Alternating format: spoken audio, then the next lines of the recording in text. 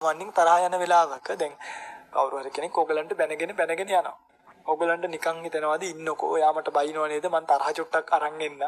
එහෙම තරහ අරන් එනවද නැත්නම් අපි දන්නේම නැතුව අපිට තරහ ගිහිල්ලා අපි බැනලා ගහලා කරන්න ඕනි ඔක්කොම කරලා ඉවරද? පස්සේ අපිට මතක් වෙනව නේද? තරහදී මං අර විදිහට කිව්වේ. දැන් තරහ ගිය වෙලාවේ කියන්න ඕනි ඔක්කොම දේවල් ටික කියන. පස්සේ මතක් වෙනවා අපරාධේ මං අර විදිහට කිව්වේ. ඒ කියන්නේ පින්වතුනි ඔන්න බලන්න මේ කතාව. මේ කතාවේ තියෙන ලස්සන කතාවක්. පස්සේ ඕගලන්ට මතක් වෙන්නේ අපරාධේ මං අර විදිහට කිව්වේ කියලා කවුරුත් කියලා නෙමෙයිනේ. ඕගොල්ලන්ගේ හිතම දන්නව නේද? ඒ වචනේ එහෙම කියන්න හොඳ නෑ කියලා. ඒක දැනදැනත් එයි තරහ ගිය වෙලාවේ ඒක කියවුනේ. හේතුව තමයි ඒ තරහ කියන ඒවා ගියායින් පස්සේ මෝහ, අහිරික, අනුත්ප්ප, උද්ධච්ච කියන අකුසල චෛතසික හතර ඔබේ හිත වෙලා ගන්නවා. ඔබට කියනවා අකුසල සාධාරණ චෛතසික කියලා. මේක අභිධර්මයේ පැත්තෙන් මම කියාගෙන යන්නේ.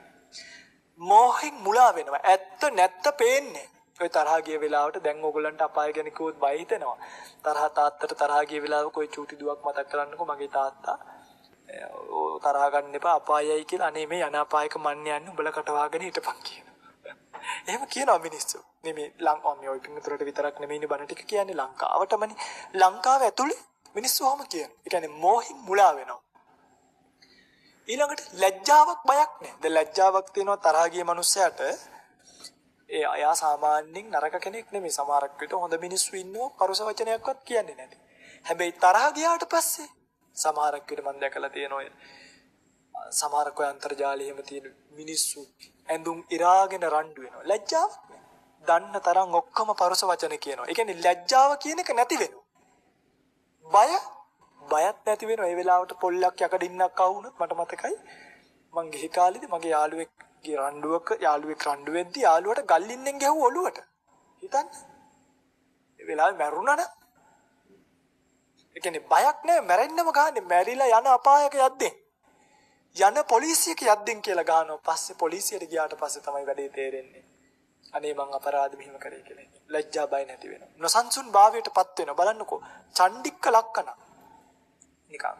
චණ්ඩි සැඩපරුෂ ලක්ෂණයක් ඇවිල්ලා තරහ ගිය කෙනා පිඟඳින්න නොසන්සුන්. එයාගේ අතර කෝප්පයක් දුන්නොත් එයා මේ කෝප්පේ මෙහෙම කළ බිඳලා ගන්න තරම් එයාගේ අතපය නොසන්සුන්.